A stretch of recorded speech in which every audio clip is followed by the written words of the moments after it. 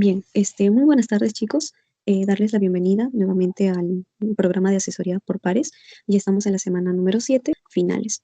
Espero de verdad que les haya ido muy bien en el parcial y si no fuera el caso, entonces vamos a ir recuperándonos para poder remontar esa nota y sacar, ¿no? La nota necesaria para poder aprobar este curso y seguir avanzando en lo que es los temas de la carrera, ¿no? Cursos que son bastante importantes y uno de ellos es histología, ¿no? Que más adelante les va a ayudar también para otros cursos como es patología y otros que les había ido mencionando.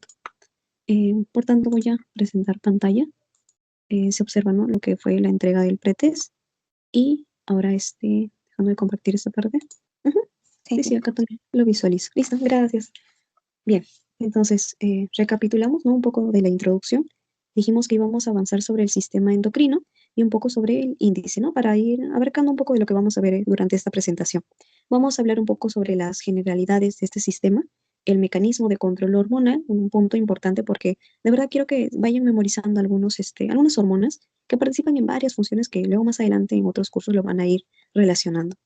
El hipotálamo y su relación con la hipófisis, la glándula tiroides, la paratiroides y la glándula suprarrenal.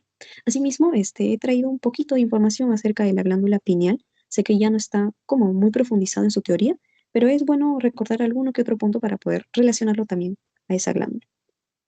Entonces, comenzamos con las generalidades. Sabemos que el sistema endocrino es uno de los sistemas que trabaja con otros de manera muy coordinada. Por tanto, es el encargado de comunicar, controlar y coordinar el funcionamiento de todo el organismo. Por tanto, como les decía, trabaja con otros sistemas como viene a ser el sistema nervioso, el sistema reproductivo, varones y mujeres van a tener, ¿no? Características diferentes, pero el sistema endocrino permite, ¿no? Que tenga relación en quizás la regulación de algunas funciones en específico, como viene a ser, ¿no? Por ejemplo, la producción de espermatozoides, la generación de folículos, ¿no? Que más adelante son esenciales para la reproducción. También trabaja con órganos como vienen a ser los riñones, el intestino, el hígado e incluso la grasa, ¿no? Que permite mantener y controlar justamente la temperatura y entre otras funciones que nos permiten a nosotros sobrevivir frente a ambientes extremos, ¿no? Como viene a ser un ambiente muy frío, un ambiente muy, muy cálido. Entonces, vamos a ver que va a estar constituido por células productoras de moléculas de señalización. ¿No? Es una palabra muy grande, pero que en palabras sencillas podemos resumirlo a hormonas. Las hemos escuchado un poco de ellas, ¿no? Que están bastante relacionadas con el crecimiento, con la regulación de ciertas funciones, y vamos a ver que estas hormonas van a ir participando en diferentes organizaciones, como viene a ser dentro de ciertos órganos o en la formación de grupos de células dentro de otros órganos. Es decir, van a ir formando ciertas estructuras dentro de otros órganos. Y eso lo vamos a ver, por ejemplo, la relación que tiene la tiroides con la paratiroides. También va a estar de manera aislada en la mucosa respiratoria y en la gastrointestinal. Estas dos últimas vamos a verlas un poco mejor cuando hablemos sobre glándulas que pertenecen al sistema digestivo. Como funciones de manera general, las hormonas van a ir a ayudar a regular el metabolismo, también el equilibrio de agua e hidroelectrolitos, el crecimiento y desarrollo de la persona y la reproducción, ¿no? Como les iba mencionando. Este segundo punto, que viene a ser mecanismos de control hormonal, es bastante importante. Parece algo sencillo, ¿no? De explicarlo, pero les aseguro que a veces surge o no alguna que otra confusión en el nombre. Por ejemplo, vamos a ir empezando por lo que es el mecanismo paracrino. Paracrino, asócienlo a lo que viene a ser células vecinas. Células vecinas. Y como dos casas juntas, ¿no? Porque, por ejemplo, esta primera célula va a ser o sea, conozcanla ustedes como la célula productora. Una célula que va a ir liberando hormonas o señales a otra célula con un receptor en específico. Vamos acá a recordar algunos términos de biología, como era el ligando y también el receptor.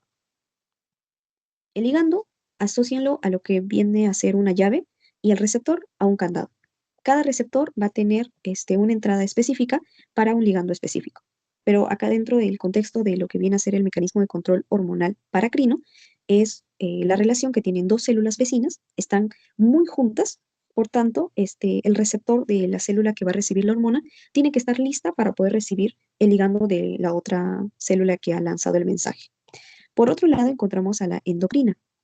A diferencia de la paracrina, esta ya no va a tener una relación junta, sino que van a ser dos células que van a estar a una distancia bastante alejada y van a necesitar un camino, ¿no? Por el cual estas hormonas que va a liberar la primera célula lleguen a la segunda. Y esa carretera o ese camino viene a ser el torrente sanguíneo. Lo mencionamos también en lo que era este tejido sanguíneo. Decíamos que este sistema se comporta como vías, ¿no? Porque, por ejemplo, en caso del curso de parásitos, siempre se menciona, entra un parásito y si se posiciona o llega a la sangre, es ya prácticamente difícil de capturar. ¿Por qué digo esto? Porque cuando llega a la sangre, para el parásito es mucho más fácil llegar a otros lados del cuerpo. Se puede meter al cerebro, se puede meter al hígado, al parénquima pulmonar, y por tanto es una vía rápida para poder diseminarse y tratar, ¿no? de malograr todo lo que es el sistema inmune. Por tanto, relacionamos, ¿no? el tema de lo que es el mecanismo control hormonal endocrino como dos células que están muy separadas y que van a utilizar un camino que es el torrente sanguíneo para mandar sus hormonas. Y el autocrino, por la palabra de auto, hacia uno mismo, es aquella célula que va a segregar hormonas que van a llegar a sí mismas. O sea, bota algo y lo vuelve parte de él. Entonces, expresa receptores para hormonas que ella misma produce. ¿Todo claro hasta ahí? Paracrino, células vecinas, endocrina, células separadas, pero que van a unirse mediante el torrente sanguíneo, y la autocrina, que es una célula que fabrica algo para utilizarla ella misma. El segundo punto es el mecanismo de control hormonal, pero con respecto a la ubicación del receptor. Y quiero que lo recuerden, ¿no? Receptor vendría a ser como un candado, más o menos así, un candado. Entonces va a esperar, ¿no? La señal, pero en diferentes posiciones. Y por tanto vamos a encontrar en primer punto a las hormonas proteicas. Estas van a necesitar de un receptor que se encuentre, acá lo dice, en la membrana. La célula va a tener, ¿no? su membrana protegiéndola y es ahí, en ese punto, en el cual se ubica el receptor. Este receptor interactúa con el ligando y de esa manera se producen todos los cambios conformacionales que necesita la célula. ¿Y qué tipos de hormonas proteicas tenemos? Encontramos a la insulina, el glucagón, la somatotropina, la oxitocina y estas, ¿no? Que son bastante largas y vamos a mencionar acá un poco de ellas más adelante, como la hormona del crecimiento, la hormona folículo estimulante, la luteinizante, la antidiurética. Por otro lado, el segundo grupo son las hormonas esteroideas, que van a venir provenientes del colesterol, porque son esteroides y no van a requerir de un receptor que se encuentre en la membrana. Por tanto, Yari, si no está en la membrana, ¿dónde está este receptor? Bueno, va a estar dentro de la célula. Puede estar en dos posiciones. Uno, en el citoplasma, o puede estar en la membrana del núcleo, o sea, membrana nuclear. En esas dos posiciones va a esperar a estos tipos de hormonas esteroideas y se va a dar, ¿no? el proceso o el cambio conformacional dentro de la célula. Este tipo de hormonas, como ejemplo, tenemos al cortisol, a la aldosterona, a la testosterona, progesterona y estrógenos. Hormonas relacionadas a lo que viene a ser los aparatos reproductores, ¿no? Tanto masculino y femenino. Algunos derivados de aminoácidos, o sea, hormonas derivadas de aminoácidos, tenemos a las catecolaminas y las hormonas tiroideas. Muy bien, este segundo punto acerca de las diferencias sobre las hormonas peptídicas y esteroideas han sido producto de una constante confusión quizás de saber cómo actúa cada una. Y les digo esto porque en los exámenes han venido para poder diferenciarlas una de otra. Encontramos a las hormonas peptídicas con características especiales, como viene a ser la abundancia de retículo endoplasmático rugoso. Y si nos vamos a las hormonas esteroideas, encontramos abundancia de retículo endoplasmático liso. Ahí va una diferencia. La segunda es que las del primer grupo, van a tener aparato de Golgi activo. Van a tener también presencia de gránulos de secreción y proteínas transportadoras. A estas proteínas transportadoras, véanlas como una especie de carritos que van a llevar el material de un lado a otro. Por tanto, por el otro lado, las características de las hormonas esteroideas también vendrían a ser mitocondrias, pero con crestas tubulares, pero acá no voy a encontrar gránulos de secreción y voy a encontrar inclusiones lipídicas. Estas son características que sí me gustaría que lo recuerden y que lo vayan repitiendo constantemente, porque sí es tema de pregunta, así que una que otra podría venir. Esta imagen, que corresponde a ejemplos de tipos de receptores y mecanismos de acción, también es bastante breve, lo voy a explicar. Encontramos cuatro tipos. La primera viene, ¿no? Como ejemplo, la acción de la hormona, por ejemplo, de la insulina. ¿De qué trata este tipo de mecanismo? Vamos a encontrar a la hormona interactuando con el receptor, ¿no? Ahorita la hormona de color amarillo interactuando con el receptor. ¿Y qué es lo que se produce? Un segundo mensaje, un segundo mensajero. Este segundo mensajero me va a proceder a la acción, ¿no? O al cambio que recibe la célula por parte de esta hormona.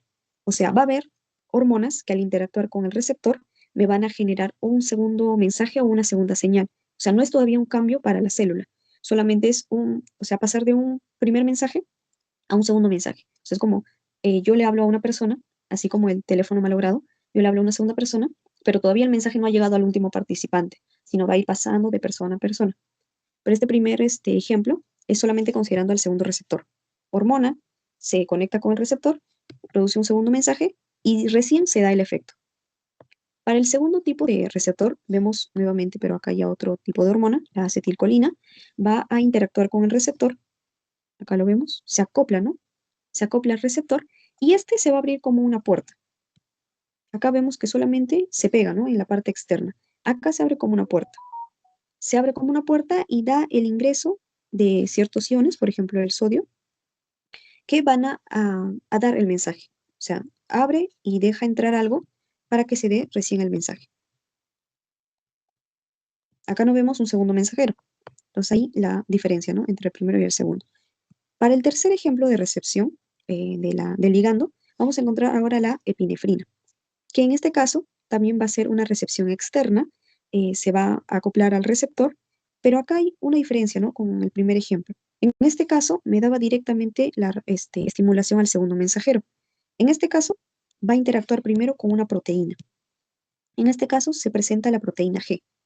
Esta proteína G se activa y más el apoyo de una molécula de GTP. El GTP es una moneda de energía. Es similar al ATP, no son iguales, es similar al ATP, va a permitir que esta proteína me libere una enzima. Estas enzimas son conocidas por acelerar o ayudar a que la reacción celular o la vía metabólica se dé mucho más rápido.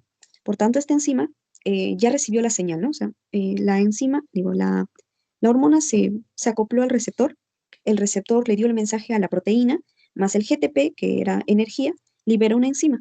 Y esta enzima recién me da el segundo mensajero. Y el segundo mensajero desencadena el efecto de la hormona. Ahí la diferencia. El primer receptor de frente me daba el segundo mensajero y el tercero trabaja primero con una proteína, luego una enzima y luego recién el segundo mensajero. Y ya para terminar, ¿no? Con estos cuatro ejemplos, el cuarto vendría a tratar sobre el ejemplo del receptor intracelular.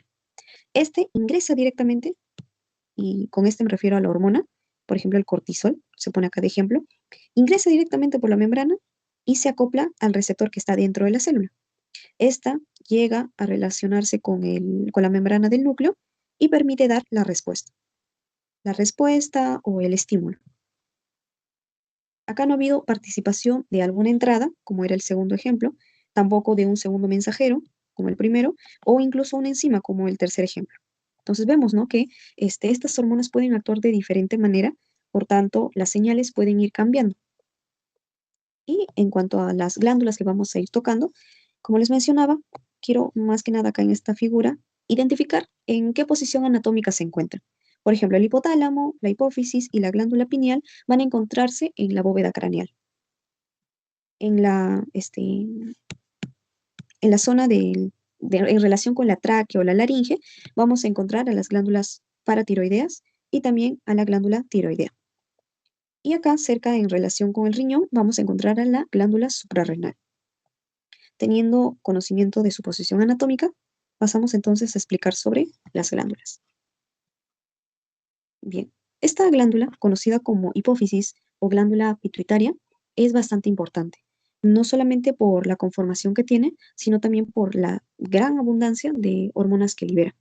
Y vamos a encontrar acá primero su ubicación. Va a estar ubicada en la silla turca, que es una depresión, es decir, como un pequeño agujero, ¿no? Un agujerito. No sé si han visto esas rampas de los que juegan skate. Pasan, ¿no? Como el skate aquí está. Pasa, ¿no? O sea, no sé si han visto Eso de los que practican skate tienen ese lugar donde practicar con las patinetas. Entonces, a eso se le llama depresión del hueso esfenoides. Este huesito, que es bastante curioso, es el esfenoides y se encuentra acá, en la bóveda craneal. Forma parte de la bóveda craneal y también de la fosa ocular.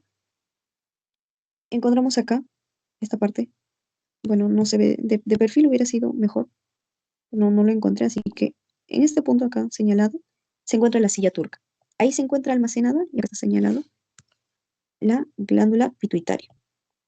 Otro punto importante vendría a ser su forma, tiene una forma de pera, va a tener un tipo de secreción endocrina, o sea, va a liberar de adentro hacia afuera, y va a tener dos lóbulos. A estos dos lóbulos van a también presentar ciertas diferencias en cuanto a su conformación y también su origen. En este caso, presentamos a la adenohipófisis o el lóbulo anterior, que va a tener un origen ectodérmico. Miren la diferencia. Ectodérmico y neurohipófisis, que es el lóbulo posterior, es la parte encargada de conectar directamente el hipotálamo con la hipófisis. Pero acá quiero mencionar su origen. Este va a venir del tejido nervioso o también conocido como neuroectodermo. Y acá vemos, ¿no? Su desarrollo embrionario, que lo van a ver más así, más a profundidad en lo que es el curso de embriología. El tejido nervioso me da la neurohipófisis y de parte del tejido epitelial, ¿no? Se va conformando lo que es la adenohipófisis. Se juntan, o sea, tratan de relacionarse y me forman por fin lo que viene a ser la hipófisis, que va a estar resguardada por esa depresión dentro del hueso esfenoides. Solamente eso, para poder detallar un poco su diferencia en cuanto al origen. La adenohipófisis se va a dividir en tres partes importantes. La par distalis, que es un punto bastante importante dentro de esta presentación y lo vamos a ir presentando poco a poco. La parte intermedia y la parte tuberalis o parte tuberal. Y está formada, miren, esta también es otra diferencia, por tejido epitelial glandular. ¿Por qué hablamos nuevamente de tejido epitelial? Recuerdan que la primera semana, entre las funciones que tenía el tejido epitelial, era que también podían secretar, ¿no?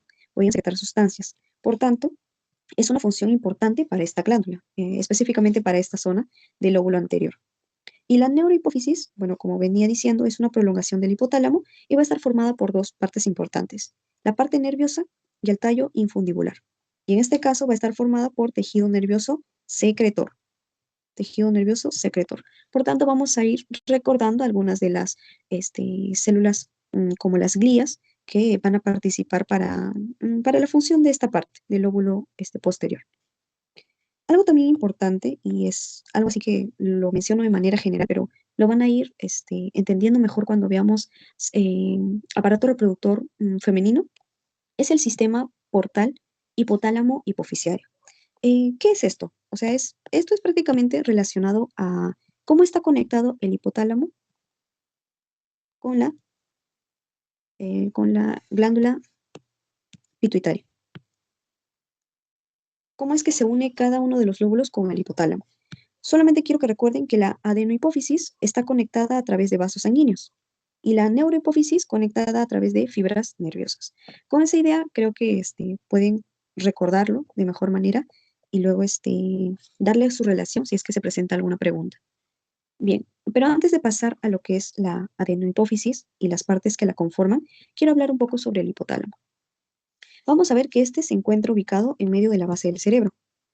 Y su función principal o de manera general va a ser la regulación de la hipófisis, o sea, por eso está conectada a través de fibras o también de vasos sanguíneos. Se encuentra también parte de la regulación de la presión arterial, de la temperatura, del equilibrio, incluso del peso corporal y del apetito. Entonces vemos que tiene bastante participación, ¿no? Y va a estar constituida por grupos de neuronas llamadas ganglios. ¿Recuerdan qué era un ganglio? Un ganglio era un conjunto de neuronas, y específicamente el soma. Acá lo vuelvo a dibujar. Si recordamos a la neurona, este era el soma, el cuerpo de la neurona. Entonces, todo este grupo de somas me forman un ganglio y es un grupo de ganglios lo que conforman al hipotálamo. Vemos también, ¿no?, que se repite lo que es su relación con la circulación portal hipotálamo hipoficiario. Y por el nombre, ¿no? Hipotálamo hipoficiario. Están siempre en ese eje o en esa relación. El segundo punto a tratar dentro del hipotálamo es conocer la variedad de núcleos que éste presenta, pero quiero enfocarme en tres. Vemos acá en imagen a los que están subrayados en verde y el de color amarillo. El de verde corresponde al núcleo paraventricular y el amarillo corresponde al núcleo supraóptico. Vemos acá su posición, 2 y 4, y acá, bueno, encontramos a la hipófisis. ¿Pero qué tiene que ver este núcleo? ¿Por qué lo menciono? Bien, lo voy a mencionar ahorita en esta parte de la presentación solamente de manera general y ya con esta imagen voy a ir deslogando lo que vienen a ser sus características específicas.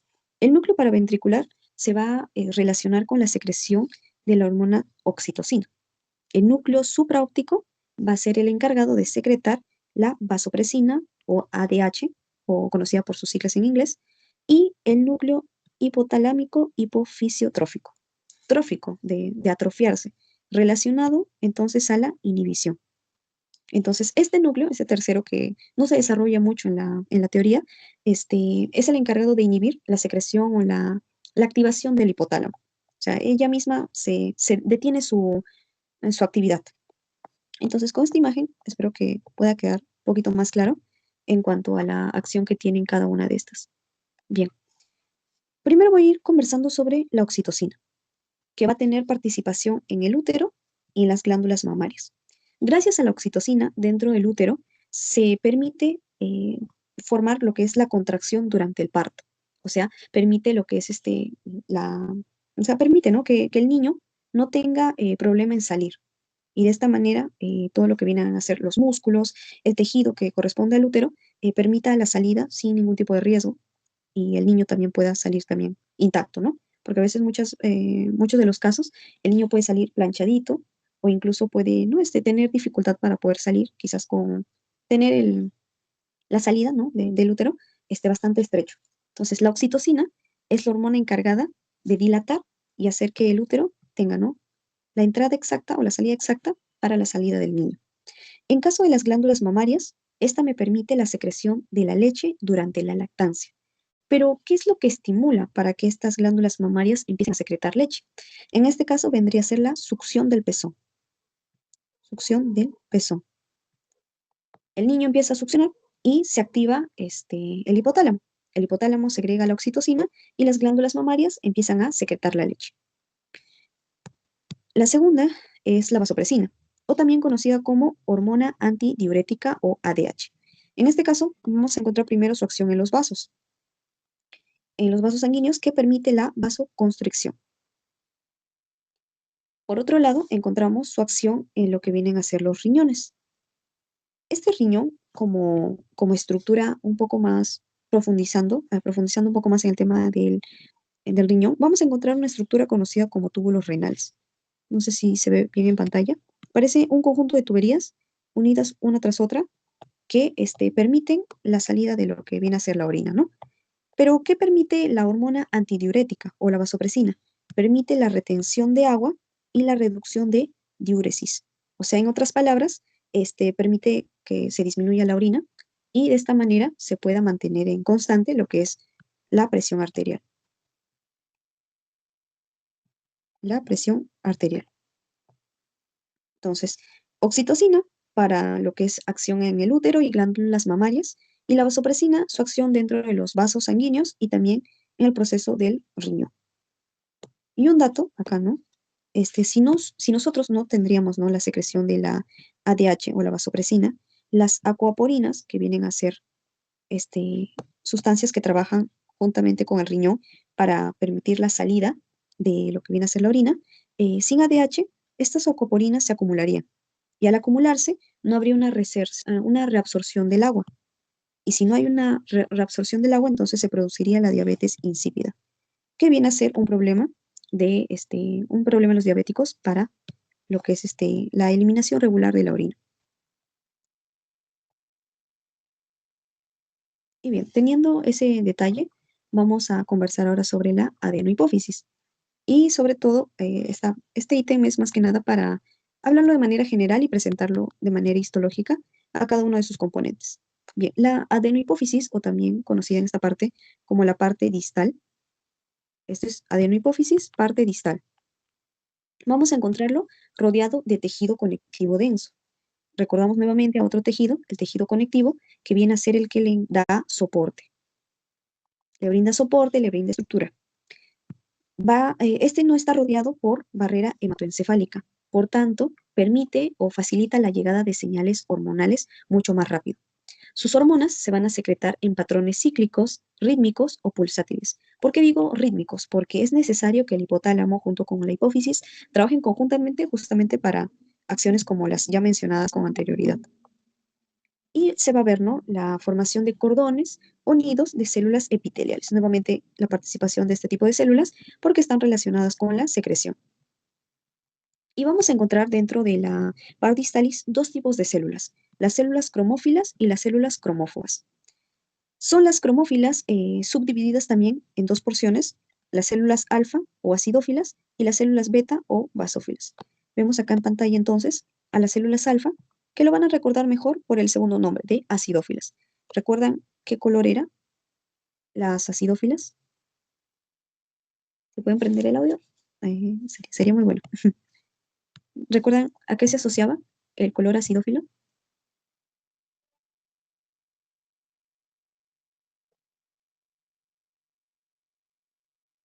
¿Ok? No hay problema. Lo volvemos a mencionar. Se relaciona al color fucsia.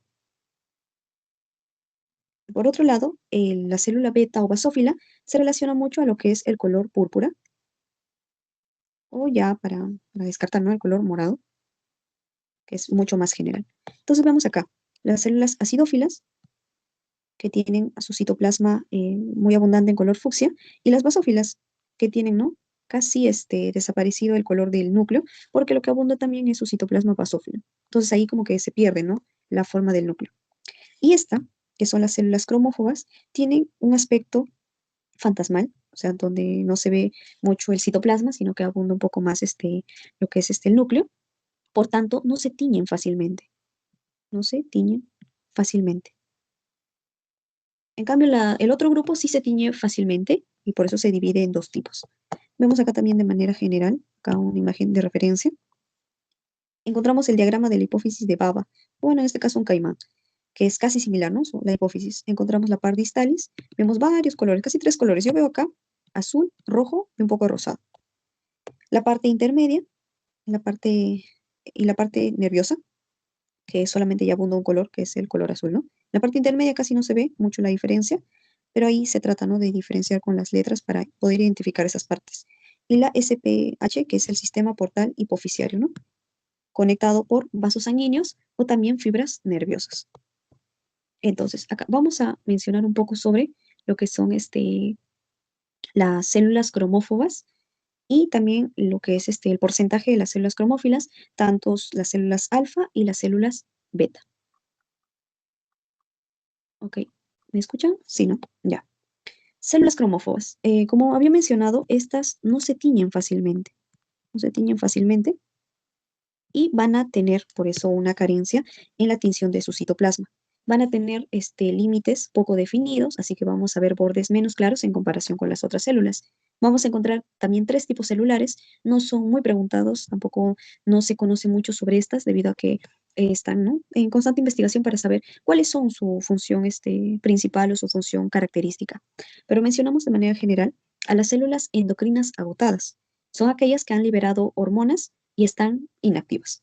Las células madre, por el nombre, podemos decir que son aquellas precursoras que pueden diferenciarse en otros tipos de células. Y las células estrelladas, que van a tener una forma más irregular y ayudan en la estructura de la glándula. Estas más que nada son estructurales. Por otro lado, encontramos a las células cromófilas, que ya esta es la parte que me interesa. Encontramos a las células alfa o acidófilas en un 40%, a las beta en un 10%. Entonces, las que más abundan son las acidófilas, por si viene a ser una pregunta. Dentro de estas vamos a encontrar, ¿no?, el uso de lo que es la prueba inmunohistoquímica, que me permite diferenciar incluso dentro de las acidófilas una subdivisión, que viene a ser las células lactóforas o mamatrofas, y el segundo grupo que vienen a ser las somatotrofas. Las primeras se encuentran en un 20%, son las encargadas de la secreción de prolactina. También van a presentar gránulos grandes y van a tener una forma irregular. Acá la vamos a ver más en detalle. Las somatotrofas son un poquito más en porcentaje, presentan el 50% y secretan la somatotrofina, que es la encargada de también apoyar en la secreción de la hormona de crecimiento. Hormona del crecimiento. También conocida como STH, ¿no? Es otro nombre que puede permitir. Y esta hormona de crecimiento, ¿dónde actúa? ¿Se acuerdan de tejido óseo? Hablábamos sobre la placa epifisiaria. Epifisiaria. Que estaba, bueno, acá voy a dibujar un número, bueno, no se parece, pero encontramos que tenía, ¿no? Entre diáfisis y epífisis unas plaquitas. Estas plaquitas, mientras la persona iba creciendo, se iba convirtiendo de tejido conectivo, ¿no? O sea, de cartílago a hueso maduro, ¿no? Cartílago a hueso maduro. Por tanto, la actividad de lo que es la secreción de la somatotrofina va a ir disminuyendo en conformidad va avanzando la edad, porque estas placas epifisiarias van a ir dejando de permitir el crecimiento del hueso. Somatotrofina, relación con la hormona del crecimiento, y va a estar en relación con el funcionamiento de la placa epifisiaria. Las células beta o basófilas, como mencionaba, estaban en un 10% y van a tener como subdivisión a las gonadotrofas. Estas gonadotrofas se encuentran en un 10% y van a estar encargadas de lo que viene a ser la secreción de las gonadotrofinas. Dentro de las gonadotrofinas vamos a encontrar dos importantes, que también las mencioné más antes, que es la FSH, la hormona folículo estimulante, que en este caso va a estar en relación en varones con lo que es la estimulación de las células de Sertoli. Células de Sertoli. Y en caso de las mujeres, es la encargada del crecimiento del folículo ovárico. Folículo ovárico. Bien, esa es la primera, FSH. La otra es la LH, que es la hormona luteinizante, que en caso de los varones es la encargada de estimular a las células de Leydig. Y en caso de las mujeres es la encargada de la maduración de la ovulación. Maduración de la ovulación. Entonces, quiero que tengan esas ideas en claro para que puedan ir relacionándolo. Gonadotrofas, secreción de gonadotrofinas, y van a estar relacionadas con la secreción de la FSH y estimulación de la LH o hormona luteinizante, tanto para varones y para mujeres. El segundo grupo viene a ser las conocidas como tirotrofas. Están presentes en un 5%, o sea, son menos en cantidad que las anteriores, y van a estar encargadas de la secreción de hormona tiroestimulante. Por tanto, esta hormona tiroestimulante, quiero que ya vayan asociándolo a lo que viene a ser la síntesis de hormonas como la T3 y T4. Y esta vamos a encontrarla en la glándula tiroides. Entonces, esta primera hormona, la tirotrofa, va a estar bastante en contacto con esta glándula tiroides. Y vamos a entender por qué en las láminas que vienen a continuación. Las corticotrofas son aquellas que van a estar presentes en un 20%. Son las encargadas de la producción de hormona corticotrofa y esta va a estar en relación con lo que viene a ser la síntesis y liberación de corticoides. Síntesis y liberación de corticoides. Estas van a trabajar en conjunto con la glándula suprarrenal. Entonces vamos a verla nuevamente cuando hablemos de esa glándula.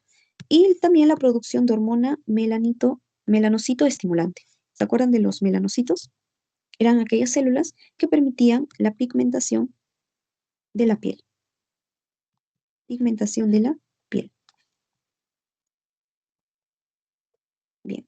Entonces, este cuadrito es algo que quiero que de verdad, no sé, lo impriman, lo copien o no sé, lo tengan ahí en el teléfono, porque es algo que a veces confunde porque hay hormonas que tienen varios nombres y hay también incluso células que pueden como que, no es por la misma forma de la palabra, casi la primera porción, se parece a una hormona. O sea, un tipo de célula se parece a un tipo de hormona y se puede confundir su función. Porque una cosa es la célula, que es la encargada de secretar la hormona, y la hormona es el mensajero, ¿no? El que va a desencadenar toda la respuesta que viene a ser dentro de una vía metabólica o de algún proceso que necesite nuestro organismo. En este caso, esta tablita trata de resumir y de presentar tanto los sinónimos, el tipo de célula y la hormona que estimula. Entonces vamos a ir llenando con ustedes primero este cuadrito que vienen a ser factores inhibidores e inhibidores, o sea, liberadores e inhibidores. Esto podemos asociarlo, por ejemplo, con el tema de la empresa de Sedapal. Sedapal activa lo que es la conexión de tuberías abriendo un caño principal. En este caso, nuestro caño principal va a ser el hipotálamo. ¿Ok? El hipotálamo va a trabajar con una segunda glándula, que en este caso vendría a ser la adenohipófisis, y es la parte distal. Ok, con eso podemos conversar ya sobre esta tablita. Entonces, este caño, en un principio, claro, tiene que estar abierto para poder, lo que viene a ser, distribuir todo el agua a diferentes viviendas. Sin embargo, este caño no está abierto todo el día. Tiene que cerrarse, regularse, para que el agua sea almacenada y utilizada cuando sea necesario. Por tanto, el hipotálamo también va a segregar o va a secretar hormonas que en un primer momento me activan a la adenohipófisis y esta por las células que tiene va a ir activando otras para poder funcionar en cierto órgano o en cierto tejido. Pero en otro momento también va a liberar inhibidores que van a encargarse de decirle no a la célula de la adenohipófisis, ok, ya estamos segregando ciertas hormonas, ya no es necesario que trabajes. Detente acá y guarda o almacena tus insumos para una próxima actividad. Encontramos, por tanto, dentro de los factores liberadores, por ejemplo, a la GHRH, o también conocido como factor liberador de la hormona de crecimiento. Esta es la encargada de estimular a las células somatotropinas, que van a estimular otras hormonas, o sea, esta célula, a segregar lo que es la somatotropina o somatotrofina. Y miren, también tiene un nombre similar, que es hormona del crecimiento, solamente hormona del crecimiento. Vemos acá la diferencia, factor liberador de la hormona de crecimiento. Ahí el primer punto, primera diferencia. Pero también así como tiene un activador, va a tener un inhibidor. En este caso es la somatostatina, o también conocida como hormona inhibidora de la hormona de crecimiento, que va a actuar sobre el tipo de célula de somatotropina para impedir que la hormona de crecimiento siga actuando. Entonces, vemos ahí, ¿no? Que solamente conociendo quizás el nombre de la célula, podemos como que tantear cuál va a ser su hormona liberadora y también el factor liberador o inhibidor de esta misma célula. El segundo grupo vienen a ser el PIF, también conocida como dopamina o factor inhibidor de la prolactina. Tres nombres. Estas van a actuar frente al tipo de células conocidas como las células mamótrofas y estas mamótrofas van a estimular a las hormonas de prolactina o también conocidas como PLR. Bien, pero acá hay algo curioso. ¿Por qué no hay un inhibidor? Ah, no, digo un activador. ¿Por qué no hay un activador directamente? Porque bueno, acá yo hablo de un factor inhibidor de las mamotrofas, porque estas mamotrofas me estimulan y este factor es el que detiene la acción de la prolactina. ¿Por qué no hay un activador? Bien, si conversamos nuevamente sobre la prolactina, esta es una hormona que se secreta mayormente en personas gestantes, en mujeres que están ya en su proceso de lactancia o están por dar el parto, ¿no? Entonces, no hay algo como que, o sea, es una hormona específica, exclusiva, bueno, no tan exclusiva, pero más frecuente en este tipo de personas, en estas mujeres. Por tanto, no debe haber como que un activador que esté ahí presente en querer, ¿no? Actuar de frente, sino que ya es algo por parte de la naturaleza que permite, ¿no? Que estas mamotrofas actúen rápidamente y ya cuando se sepa, ¿no? Que la mujer ya está gestando o esté por dar a luz, esta prolactina se active para lo que es la liberación de leche. Liberación de leche a través de las glándulas mamarias, ¿no? Eso es lo que habíamos mencionado. Y luego, bueno, el tercer grupo vendrían a ser las hormonas liberadoras de gonadotrofinas, que me activan a las células gonadotrofas y estas me estimulan a las hormonas gonadotrofinas. ¿Ya ven? Ahí como que no. Ese de, ok, acá hay una relación, entonces se pueden ir ya sacando idea de cómo relacionarlos. Como mencionaba, las gonadotrofinas van a actuar en la FSH y en la LH. Folículo estimulante, hormona folículo estimulante y hormona luteinizante. El otro grupo es la hormona CR, CRH o hormona liberadora de corticotropina, que va a actuar con las células corticotropas y estas van a activar a la hormona adrenocorticotropa o corticotropina. ¿Ya ven? O sea, solamente son sinónimos que conociendo a la célula se pueden ir detallando factores y hormonas. Y la última, que es la TRH, hormona liberadora de tirotropina, que va a actuar con las células tirotropas, y estas me van a activar a la hormona TSH o tirotropa o hormona estimulante de la tiroides. Y esta, bueno, vamos a verla un poco más abajo, con la T3 y T4. T3 y T4. Entonces, este cuadrito sí, me gustaría que lo guarden, que lo impriman, porque es algo que sí se pregunta con algunos sinónimos para que traten de hacerlos caer, pero como ustedes ya saben los sinónimos, entonces ya se pueden responder a esas preguntitas. Entonces, pasamos a dos partes ya de la adenohipófisis más cortas, que viene a ser la adenohipófisis parte intermedia. Esta parte intermedia va a ser la región limítrofe entre la adenohipófisis parte distal y la tuberalis. Vamos a encontrar células basófilas, o sea, de tono púrpura. Y vamos a encontrar también que estas células basófilas se van a encargar de la producción de melanocitos estimulantes, ¿no? Los melanocitos para la secreción o estimulación, ¿no? Tienen cilios y también presentan quistes. A estos quistes se les va a identificar dos estructuras. Una forma de bolsa, conocida como bolsas de Rathke, y que van a contener material coloide. O sea, este es como material gelatinoso, y normalmente se relaciona con la función de almacenamiento. Se preguntarán, ¿por qué hay una rata y hay? Bien, algo que me parecía gracioso dentro de este tema era estas bolsas de Rathke. Cuando ustedes quieren atrapar una rata, o no sé si han tenido esa oportunidad, entre la pared y la esquina de la casa, la rata se trata de poner al medio. Entonces, así lo recordaba. O sea, se ponía justo la estructura donde se encuentran las bolsas de Rathke. Entonces, para poder identificarlo de otras glándulas que había y no olvidarme, lo relacioné a la rata, a una ratita. Y acá vemos, ¿no? La presencia de los quistes de Rathke con su coloide, este color rosado, que está en la parte del neurohipófisis y la adenohipófisis, está justo en la parte intermedia. Y bien, la adenohipófisis parte tuberalis o parte tuberal es el encargado de envolver el tallo hipoficiario, va a formar nidos de células planas y su función es desconocida, así que sigue todavía en proceso de investigación, se están conociendo más cosas sobre esta parte y su importancia, ¿no?, dentro de la regulación metabólica. Acá, para que puedan identificarlo, una imagen de anatomía para referencia y este corte histológico. Encontramos el tallo infundibular, la par distalis y esta parte, ¿no?, que vendría a ser la parte intermedia.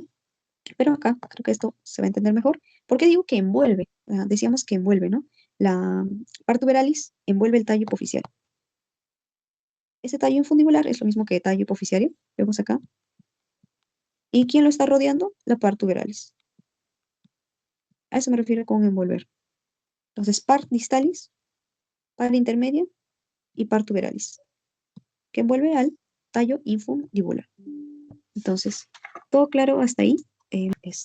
O pueden dejarme un like para poder continuar, porque sí, esta parte es bastante importante para que puedan ustedes recordarlo y tratar ya de asociarlo y de esta manera más adelante, cuando sigamos hablando de otros sistemas, se les sea más fácil relacionarlo. Si tienen alguna duda, nada más lo escriben y vamos a continuar, ¿no?, con la presentación. Entonces, pasamos a lo que es la neurohipófisis o hipófisis posterior, ¿no? Vamos a ver en este caso que esta va a actuar como una bolsa o un lugar de almacenamiento. Almacenamiento y liberación de productos que son producidos en el hipotálamo, que vienen a ser la oxitocina y la vasopresina, o conocida como ADH. Entonces, esta neurohipófisis es esa bolsa que almacena y libera sustancias cuando solamente sea necesario.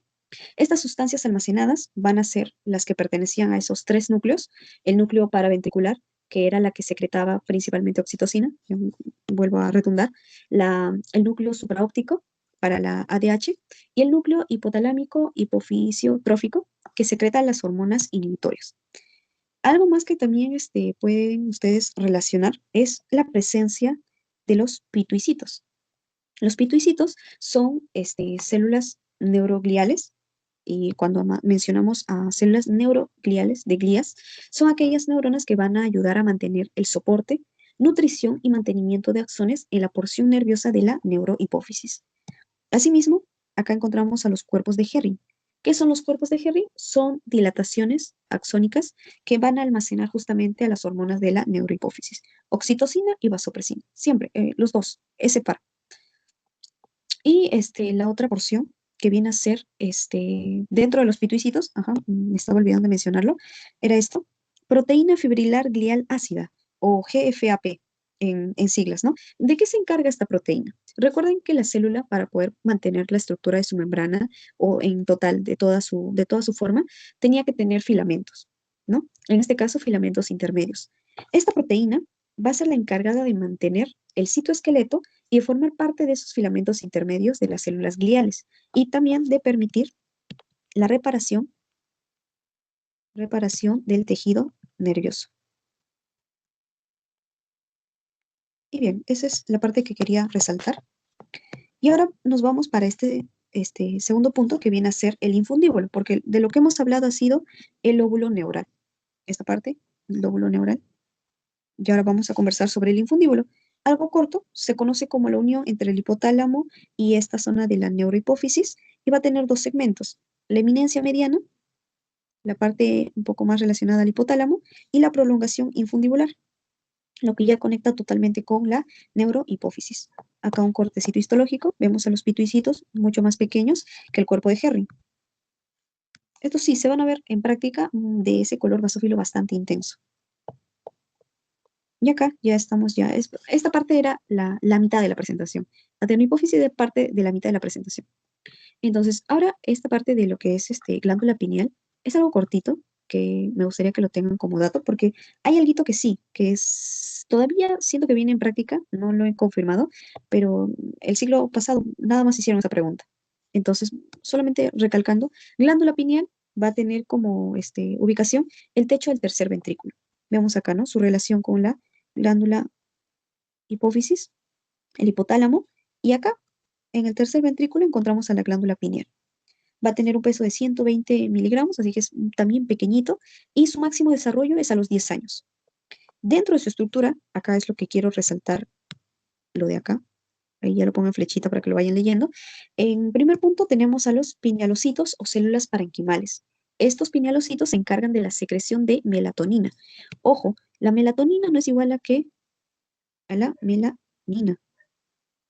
No, no es igual, porque la melanina se encargaba de la pigmentación de la piel. La melatonina tiene otra función que lo vamos a mencionar en este punto. Muy aparte de los pinealocitos, encontramos a células gliales o intersticiales, también a los mastocitos y a esta, que es la arenilla cerebral. Había una pregunta que justamente lo tengo acá guardado. ¿Cuál es el dato histológico más importante en la identificación de la glándula pineal y a qué se debe la presencia de esta estructura? Respuesta a esa pregunta era la presencia de la arenilla cerebral. ¿Por qué? Debido a que esta es una estructura que va a actuar como un depósito tanto de calcio y de fosfato. Y se cree, ¿no?, que estos cuerpos arenosos están relacionados, uno, con la regulación del ritmo circadiano, lo que normalmente nosotros conocemos como actividades que relacionamos al día y la noche, y también la producción de la melatonina, ¿no? Lo que estábamos mencionando.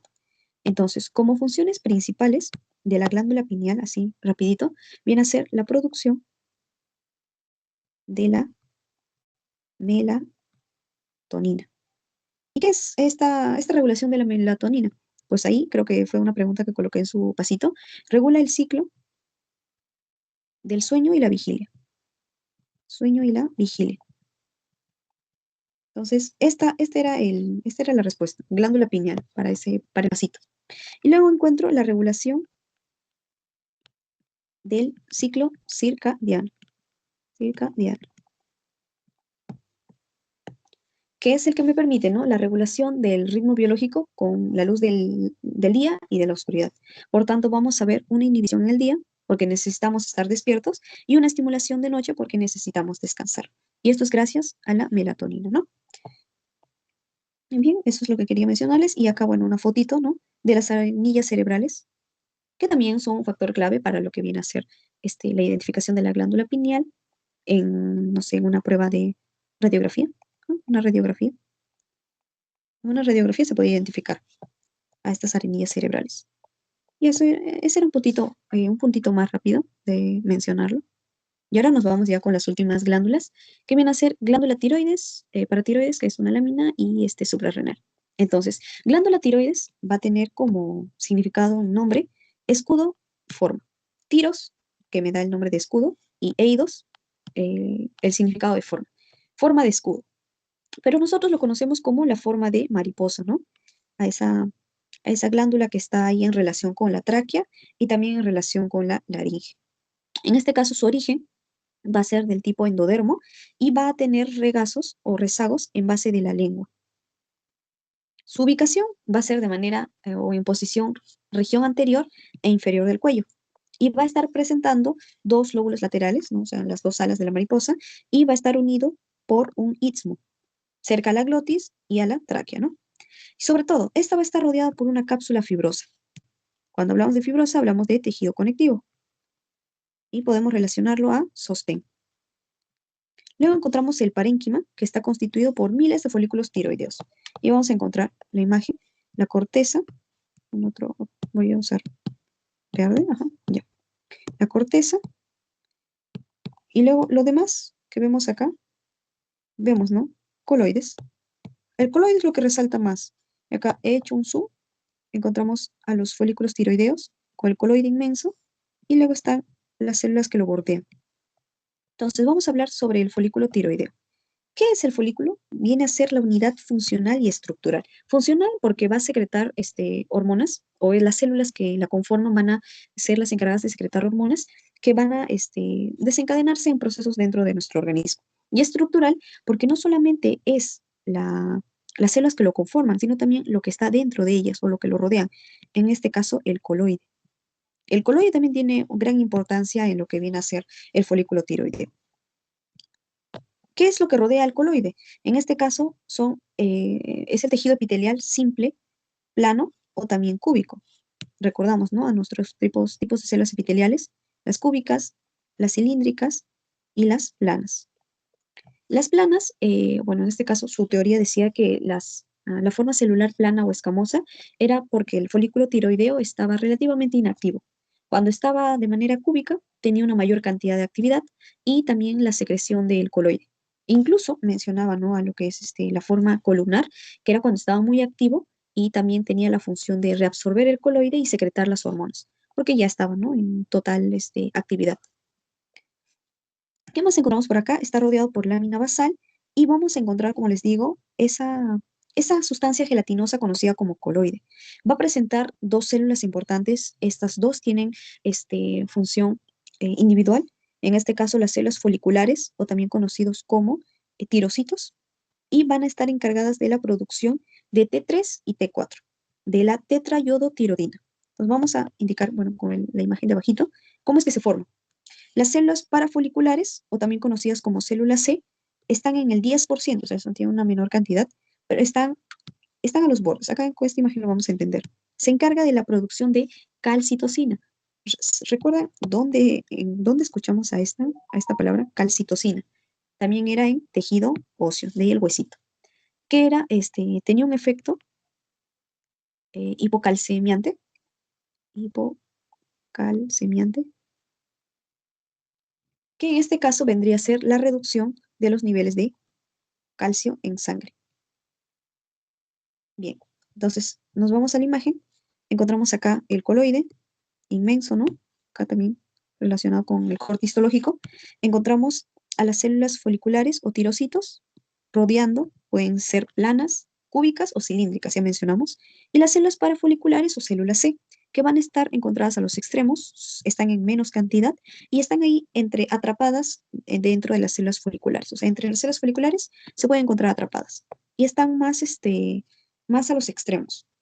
Acá encontramos célula folicular y las parafoliculares están más a los extremos. Están justo entre las uniones de las células foliculares o el folículo tiroideo, y acá en el medio estaría la célula parafolicular. Y bien, ¿cuál es su función de manera general? Regular el metabolismo basal y producir y liberar hormonas tiroideas T3 y T4. Por tanto, podemos decir que el folículo tiroideo, por la función que tiene, permite, ¿no?, que la glándula tiroides participe en el crecimiento normal en los niños, también participe en lo que es el desarrollo óseo y el crecimiento del sistema nervioso central. Acá hay una frase que colocaba su teoría, que es la única glándula que almacena sus hormonas extracelularmente en el coloide. Bien, ¿a qué se refiere con esa frase? Todas las hormonas tienen el objetivo de irse al torrente sanguíneo directamente o de liberarse, y estas no actúan ya directamente en otros órganos, en otros tejidos. Pero la peculiaridad que tiene la glándula tiroides es que esta, claro, es secretada por la célula folicular, no es la encargada de la fabricación de la T3 y T4, no lo bota directamente, ¿no?, hacia el exterior, sino que lo almacena en el coloide, una parte, claro, otra parte se va así hacia el exterior, pero es la única célula, o digo, es la única glándula que almacena sus hormonas en la parte exterior, en su parte externa. En este caso vendría a ser el coloide. Otras células lo liberan directamente al torrente sanguíneo, pero es la glándula tiroidea que por el coloide permite almacenar estos insumos. Y bien, no se asusten con este gráfico, no es nada complicado de entenderlo, así que busqué una imagen que se viera bonita para poder entenderlo y poder explicarlo. Bien, antes de comenzar con el proceso, es súper rápido, quiero identificar las partes de este esquema. Acá tenemos un capilar, o en este caso torrente sanguíneo. Acá encontramos a la célula folicular, esto. Y de acá a acá encontramos lo que es el coloide. En otras palabras, estamos viendo eh, cómo, a ver, esto, borro esto,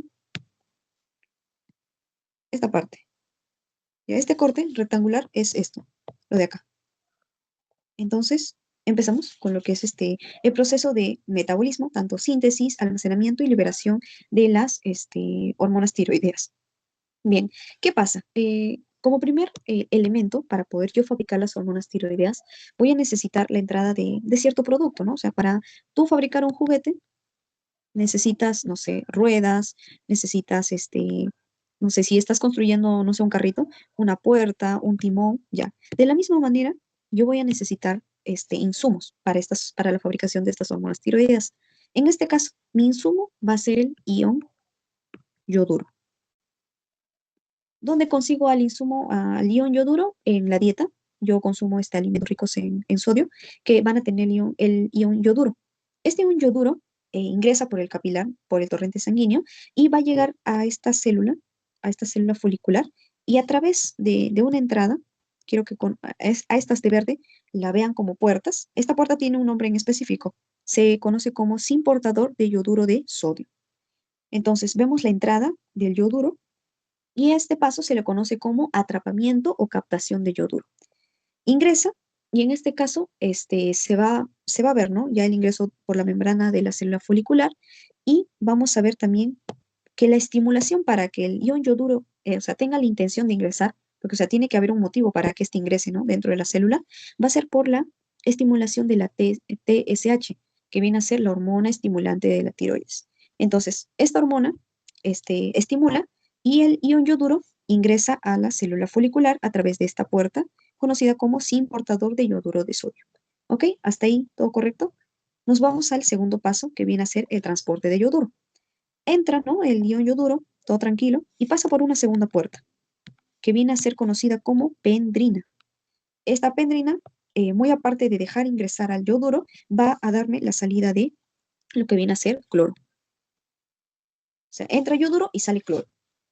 Y gracias a que también se va a dar la salida, ¿no? O la entrada, digo, del ion yoduro, gracias a una enzima.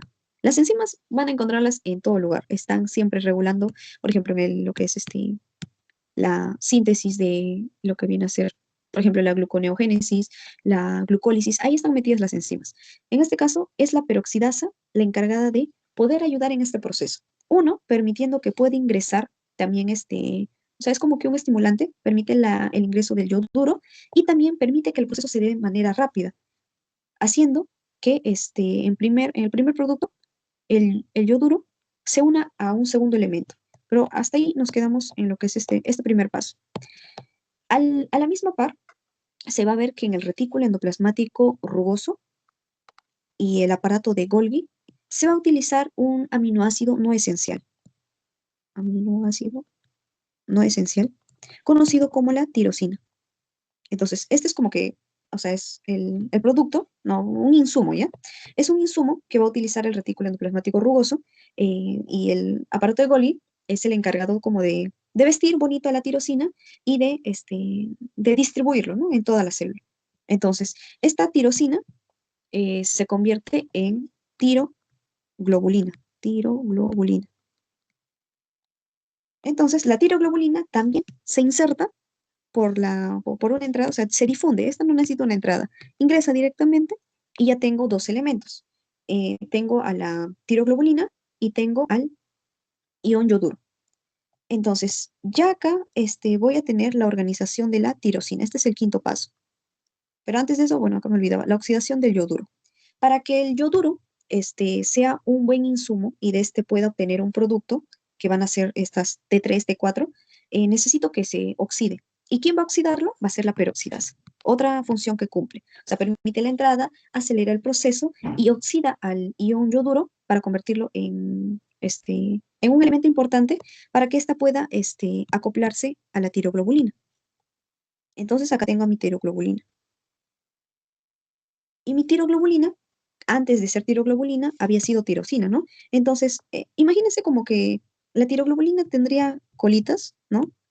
Todavía sueltas de tirosina, ¿ok? Estas tiene colitas sueltas de tirosina y va a verse acá un juego de sumas, que yo lo he dicho así, o sea, bueno, lo nombré así, pero en términos así más bonitos vendría a ser el acoplamiento de las yodotirosinas. O sea, ya tengo mi yoduro, ya tengo mi tirosina, que acá son colitas de la tiroglobulina. ¿Y qué va a pasar? Primero voy a tener como resultado su unión del yoduro más la tirosina, dos productos, la T1 y la T2. La T1 es conocida como la monoyodotirosina y la 2 como la diyodotirosina, pero no tiene nada que ver muchos estos dos elementos. Lo que quiero es que recuerden la suma que van a dar esta T1 y T2. Si yo sumo una T1 y una T2, voy a obtener una T3. A lo mejor acá, una T3. Y esta T3 es conocida como la triyodotirodina. Triyodotironina, la T3. Y la T4, porque voy a sumar un T2 más un T2, conocida como una tetrayodotironina. Ok, este proceso no es preguntado, pero me quería presentárselos para que puedan entender cómo es que se da el proceso, ¿no? Entonces, teniendo esta T3 y T4, ya el proceso es mucho más fácil.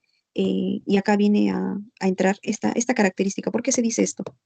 La T3 y T4 se liberan de lo que es el coloide. Una parte, a través de lisosomas, se va a dirigir hasta el torrente sanguíneo y esta va a empezar a actuar y dar estimulación a otros tejidos. Pero una parte de esta se va a quedar ahí, en el coloide, y va a completar el proceso una y otra vez. O sea, una parte se crea y otra parte se guarda. Entonces, espero que me hayan podido entender con este grafiquito y traté de hacerlo lo más simple que pude para que puedan entenderlo y luego también leerlo en esta parte. Esta es ya como que la parte resumida de todo el proceso. Y bien, así como hay un proceso que estimula a la secreción de la T3 y la T4, voy a tener la regulación de la función tiroidea. Y esto es mucho más fácil, porque va a ser un tipo de regulación o retroalimentación de feedback negativo. Quiero que se acuerden siempre de esta palabra, porque esto es como decir, el producto regula al, al material, no sería, a ver, ¿cómo podría decirlo? Ya, el producto regula al creador. ¿Ok? Yo me quedo con esta palabra y hasta ahora siempre lo recuerdo. Siempre que me dicen feedback negativo, ya, el producto regula al creador. ¿Por qué?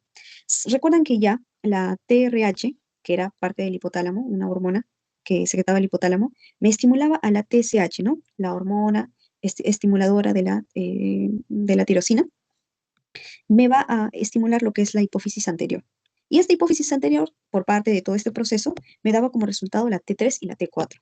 Cuando estas estén en bastante porcentaje, como productos, van a pensar y van a decir, ok, ya somos muchos, T3, T4, el organismo ya cumplió su función con nosotras, entonces vamos a regular a nuestros creadores. Entonces le hacen un feedback negativo, a eso se llama. Entonces como que una retroalimentación de decirle a la TRH, ok, somos muchos, inactívate o regúlate, ¿no? Y esta TRH con ese mensaje le dice a la TSH, ok, tú también deja de trabajar porque ya hemos hecho lo suficiente. Y así, simplemente con esa palabra de feedback negativo, el producto regula al creador. Si no habría esta regulación, vendrían a presentarse problemas, ¿no? Y es muy mencionado, por ejemplo, el hipotiroidismo, que es la disminución de la función tiroidea, el hipertiroidismo, que es el aumento de la producción de lo que es la producción de las T3 y T4, y también esta enfermedad, que es conocida como la enfermedad de Graves Basedow. ¿Cuál es la diferencia que sale a la vista, ¿no? Estos ojos saltones. Una persona sana, vamos a tenerlo, ¿no? Con los ojos normales y también nada característico acá en el cuello. Pero cuando tiene esta enfermedad, y este es un tipo de hipertiroidismo, o sea, esta es una enfermedad de hipertiroidismo, vamos a encontrar la función de la tiroides aumentada y vamos a encontrar un coto característico y también los globos oculares sobresalidos o los ojos saltones, como los digo yo. Entonces, esa es una característica de esa enfermedad. Pero en este bloque creo que ya no se pregunta mucho sobre esto, así que solamente ténganlo como un dato adicional. Y ya pasamos, ya nos falta solamente dos glándulas. Disculpen un poco por el proceso. Quería de verdad que lo entendieran, espero que lo entiendan. Y si no, me lo preguntan, me lo dejan en el chat y vuelvo a repetir quizás algún paso que me he saltado. Y bien, la glándula paratiroides tiene solamente un esquema, bueno, una lámina porque es súper corta. Va a tener como origen la tercera y cuarta bolsa faríngea. Y esta la van a ver, creo que lo que es eh, desarrollo de la cara, creo que era en el curso de embriología, porque sí, ahí estaba relacionado con lo de la tercera y cuarta bolsa faríngea. Su ubicación va a ser el lóbulo superior e inferior de la tiroides. Estas van a tener una forma de arvejita, porque literalmente van a estar como que enquistadas, o sea, por la parte trasera de la glándula tiroides. Y van a ser dos por lóbulo, característica forma de una arvejita. Recuerden, el estroma tiene que tener, ¿no? Bastante fibra reticular, tejido fibroso y también linfático, decía, ¿no? Su teoría, linfáticos, incluso también tejido adiposo, para que se puede decir, ¿no? Mantener su soporte y estructura. Ujú. Eso es lo más relacionado a esta parte del estroma. Y el parénquima, que es la parte interna, ¿no? O sea, como decir, recuerden siempre, ¿no? Esa metáfora. Bueno, no una metáfora, sino como que una idea de poder relacionar. El estroma era la casa y la parénquima eran todos los muebles, ventanas que tenía esa casa. Entonces, el parénquima va a tener la presencia de ciertas células. En este caso, células principales y células osífilas. Las principales van a ser de un núcleo pequeño, características por un citoplasma claro y escaso. Van a tener lo que es la producción o van a tener esa función de secretar a la paratormona. Esta paratormona era la encargada de secretar lo que era la hormona paratiroidea, ¿no? ¿Y de qué se encargaba esta? Era antagonista, ¿se acuerdan de la que hemos hablado con anterioridad? Es antagonista de la calcitonina. Es antagonista, o sea, mientras la calcitonina actuaba, ¿no? Para lo que era en niveles bajos de calcio en sangre, la paratormona tenía, ¿no? Que ayudar en la resorción ósea para aumentar los niveles de calcio en sangre. También actúa en el riñón con la absorción de calcio en los tubos distales. Esto lo vamos a ver más en lo que es este sistema urinario. Las células osífilas tienen un tamaño un poquito más grande, pero su característica fundamental es tener a los citoplasmas de color acidófilo, color fucsia, y vamos a tener bastante abundancia de mitocondrias. Y estas aumentan mayormente después de la pubertad. Esto es lo que me interesa para su práctica, si en este caso todavía no lo han tenido, pero, y lo van a repetir, viene a ser la diferencia. Mira, las principales dijimos que iban a tener un núcleo pequeño y su citoplasma iba a ser claro, ¿no? Iban a ser también de manera de escasos, ¿no? Acá están.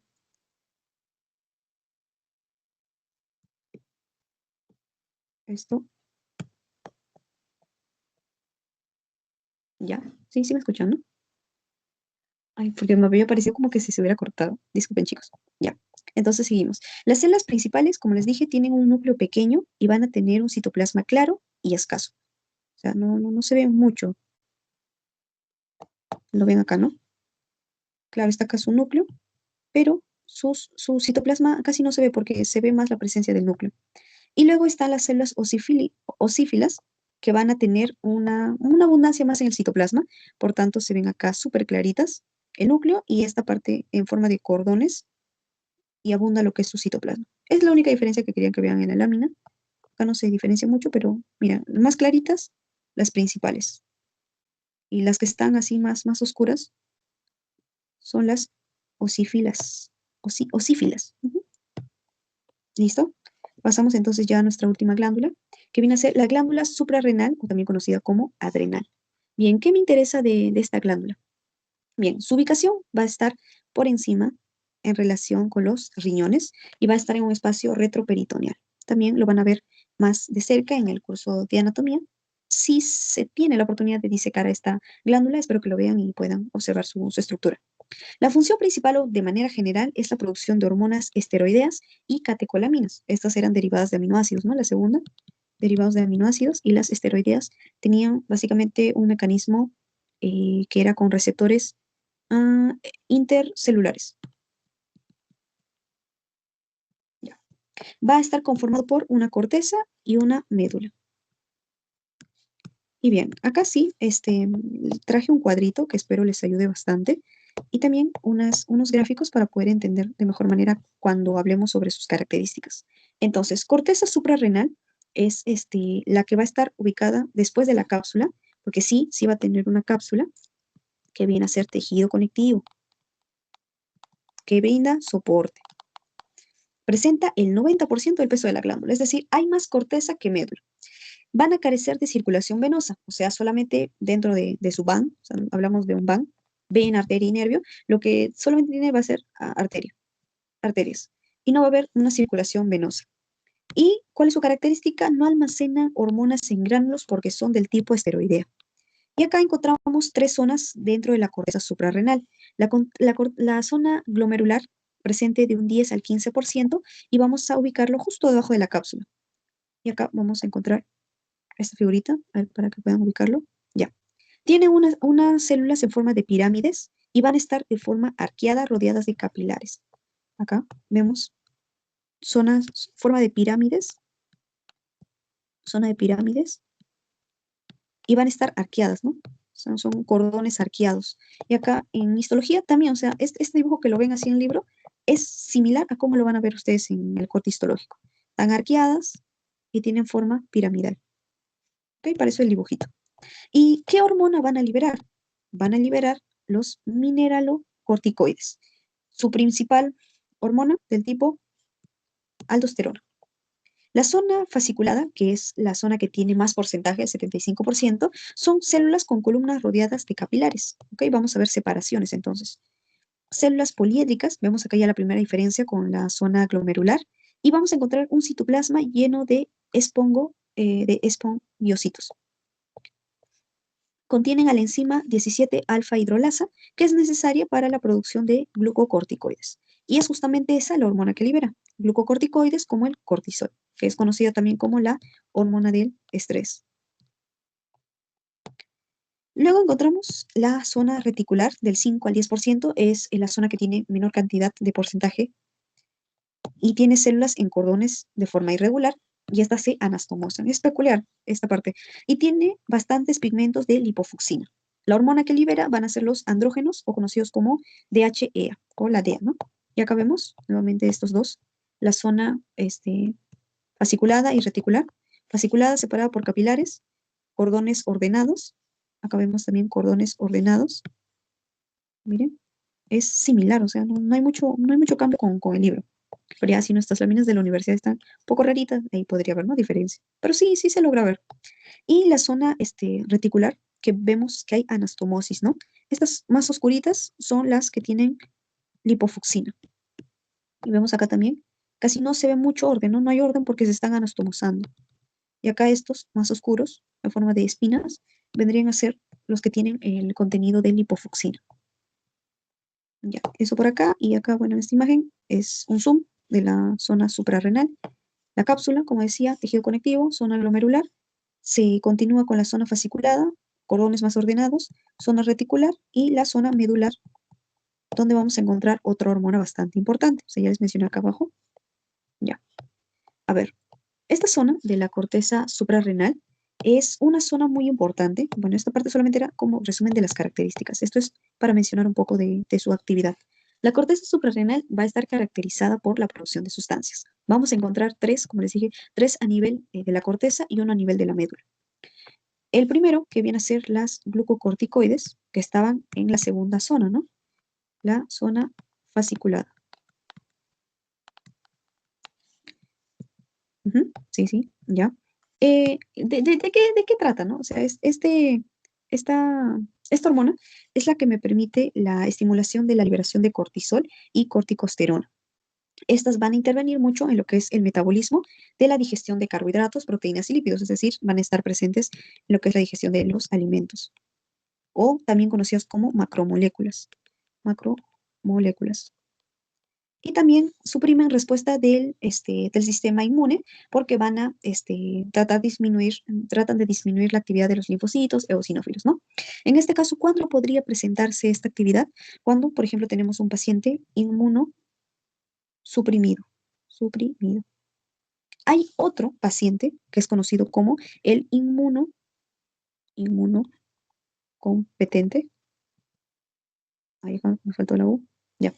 Inmunocompetente. Nosotros, ustedes que están acá presentes en la reunión, somos inmunocompetentes. ¿Por qué? O sea, claro, podemos ser atacados por algún patógeno, pero nuestro sistema inmune está relativamente sano, ¿no? O sea, se podría decir que está sano y está activo para poder enfrentar a esos patógenos. Un inmunosuprimido vendría a ser, por ejemplo, un paciente diabético, una mujer embarazada, un paciente con VIH, que lamentablemente tiene su sistema inmune comprometido, ¿no? O sea, su sistema de respuesta no está activo frente a este patógeno.